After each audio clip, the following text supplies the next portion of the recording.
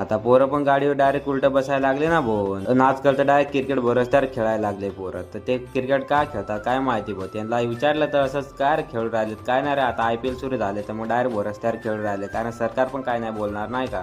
तर खेळा म्हणा नाही का, आता तुमची मज्जा आहे भाऊ. तर आम्हाला इकडे इम्पॉर्टंट काम आहे तो म्हटलं फिरून नाही का. मग फायनली आम्ही आलो होतो सुतारपाड्याला काहीतरी इम्पॉर्टंट कामासाठी. तर भडाक आपल्यावर अंगावर आला तर गाडीवाला म्हणे डायरेक्ट बोलून गेला, अरे बंद गाडी बेस पाहून चालव म्हणे. मग इथं आपले मंजिल पर पोहोचलो तो तेवढ्यात भाऊ डायरेक्ट पोरं उतरले मस्त पैकी म्हणे आता काय रे काय करायला. तर काय नाही रे इकडं बांगडा खायला आलो आपण म्हणे. चायला भाऊ बेकार आपले पोरं आहेत नाही का म्हणा. डायरेक्ट बांगडा खायला डायरेक्ट गुजरातमध्ये सुतारपाडा.